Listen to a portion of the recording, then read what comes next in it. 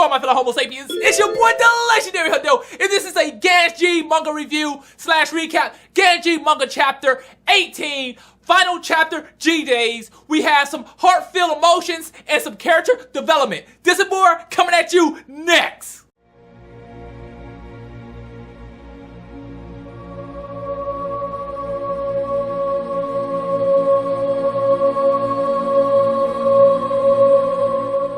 Alright, so I'm gonna apologize in advance, not get this chapter out a little earlier. I didn't know the new chapter was up. I didn't get a notice. However, finally we was able to read the chapter. So let's go ahead and hop right into it. So we open up looking at the aftermath on the battlefield. We see some legs, some feet around. We see cracked cement.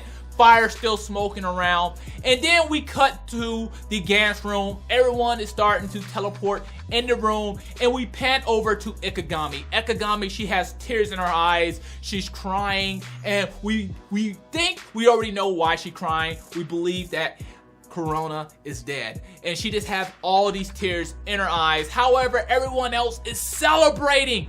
Everyone else is happy. They're hugging each other. They're like, yes, we survived. And I can understand that feeling, being in a life and death situation and actually surviving that. That was just incredible. So everyone is really, really happy, and they're looking around and they're like, where is Corona? Ikegami turns around and says, she's not coming back. And people's like, no, Corona's coming back. She's too hardcore. We will see Corona. Corona will come. And then everyone's emotions change from happy to sadness as the room becomes quiet and they start to look around and see no Corona.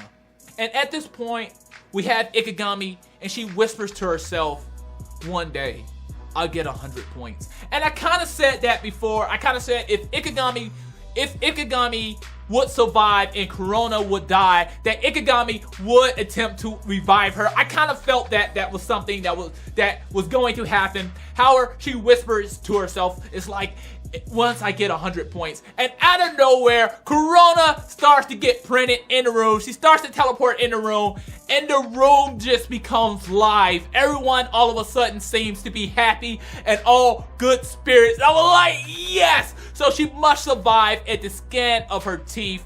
I was really shocked. I'm going to be honest. I really thought Corona was dead. I really thought that she had died. Perhaps she was unconscious and she was just barely still breathing.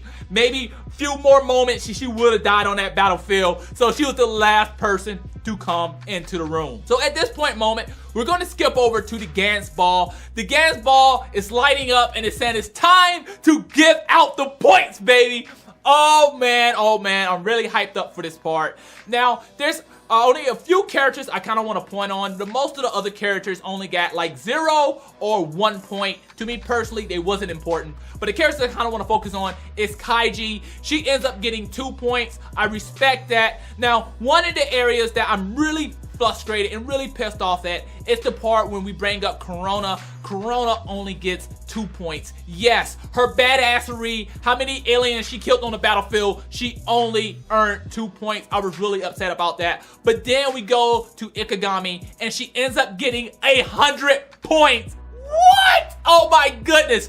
I'm going to be honest. I was furious. When we go back to the last chapter and Ikegami got that killing blow, I felt that she was going to get all those points. I was just so upset. But at the same time, this is why I like Gantz, because it plays with my emotions. It doesn't matter if you're the protagonist, you don't have plot armor. Anyone can come out of anywhere and get those points. Anyone can come out of anywhere and get the killing blow and take everything away from you. And that's what happened in this situation where Ikegami ended up getting that killing blow and gaining all 100 points. I was so upset about that, I'm going to be honest, but at the same time I was happy because I couldn't predict it until she actually got the killing blow, and I was like, oh my goodness, they're going to give her 100 points.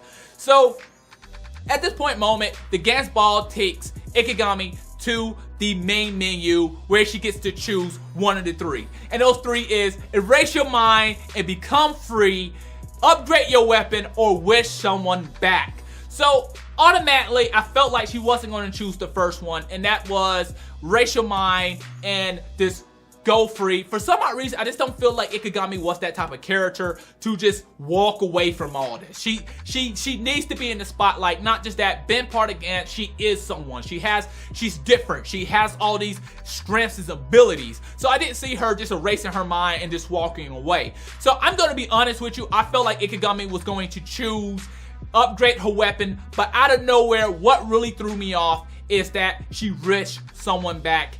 And before she did that, she looked at Corona and she said, "I hate you." And at that point moment, I knew it. I just knew it. I was like, okay, I think I know what she's about to do.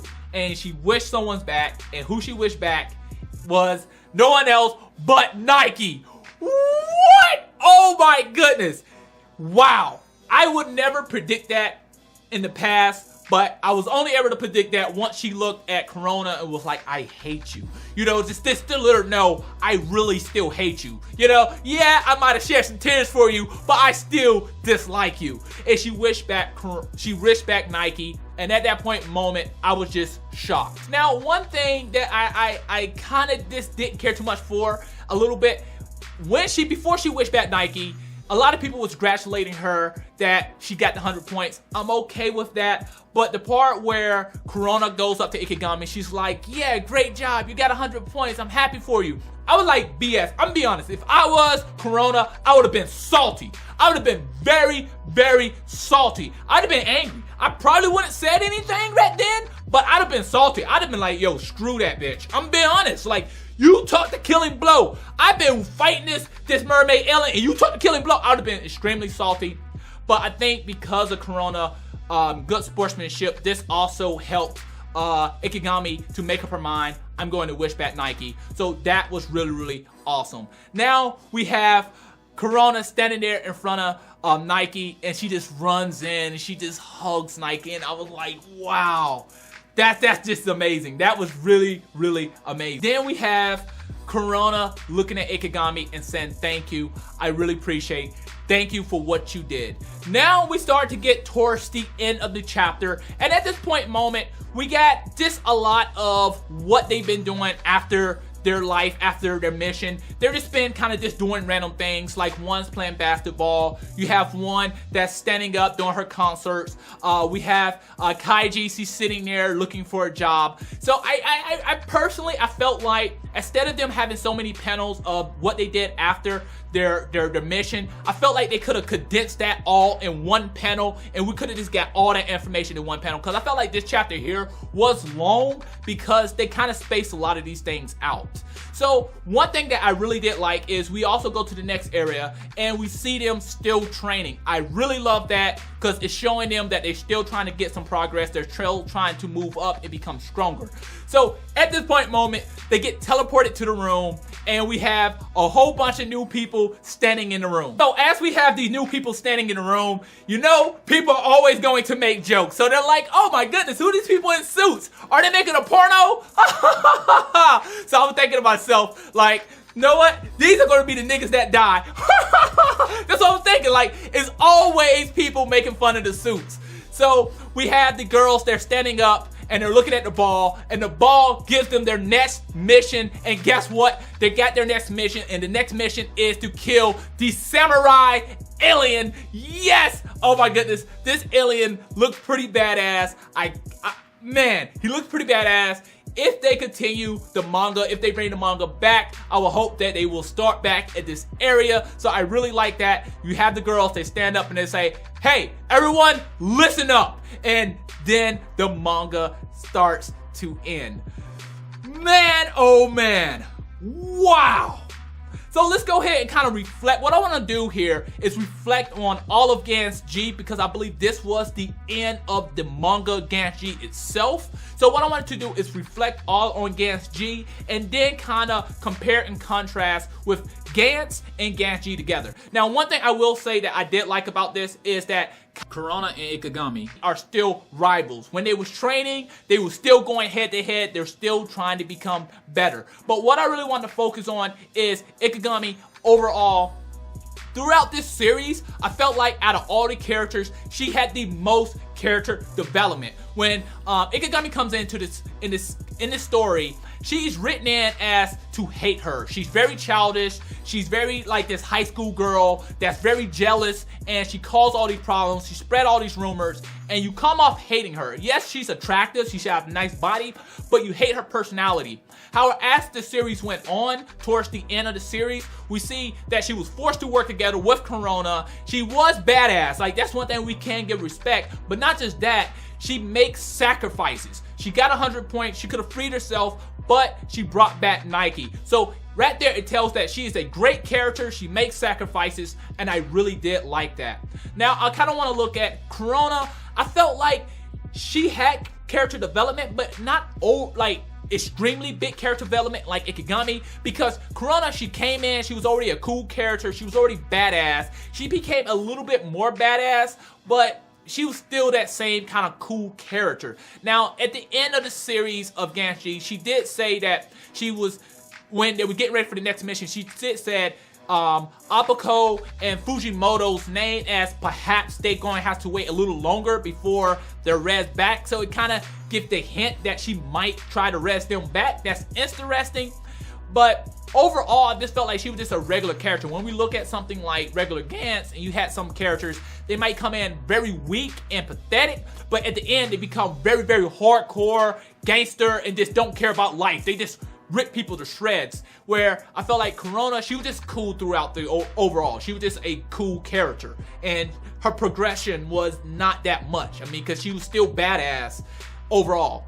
Kaiji, I really liked her because how she learned how to use her abilities with the suits. She learned it outside of training. I mean, her father was beating her ass. She was like, yo, I had enough. She had the suit on. She killed him. I really like that because she has some very character development, but not just that, she was very mysterious. Now, overall, this series here, I kind of want to focus on some of the negatives. I think that the biggest negative for this series to me of Gantz G was that we focused too long on the girls' lives. We focused too much of them playing basketball and what they did in their everyday lives. I felt like that could have been condensed very, very small in one chapter, and we could have focused more on Gantz itself. Not just that, I felt like this Gantz here was very, very underwhelming when it came down to violence and sexual content. I mean, I would love to see more, much more violence, much more death, maybe some serious hardcore sexual content, and maybe even some rapes like we did in the regular Gantz. This one here really felt like it was very watered down. Not just that, I felt like they could have sexualized the girls a lot more just to bring more to the table, because it felt kind of boring when we was focusing more just on their lives. And I felt like they could have added a little bit more male characters in there, perhaps some badass male characters to kind of push the story along. Now, towards the end, and I know people might disagree with me on this, but what I will say that this Gantz did right, what Gantz G did right, and I didn't like it in the original Gantz, I felt like the ending of Gantz G, in my personal opinion, was much better, because what they did was they left it where they can start Gantz G again if they want to continue the story. Nothing crazy happened. Nothing was like, oh yeah, we can't explain this. It wasn't like, it didn't feel rushed. I thought they were going to rush the ending, but it felt normal. They killed the mermaid alien. I can understand how they killed the mermaid alien. However, everyone didn't go free. They're still in Gantz. They still have things they have to do. Where I felt like Gantz was just rushed towards the end. It was this great series that the ending just felt like, wow, what the hell just happened? What the hell was this? Where Gantz G, I was very, very happy.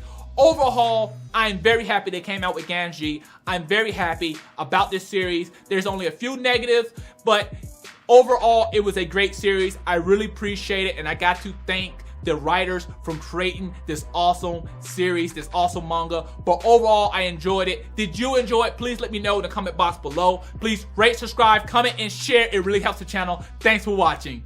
Matane.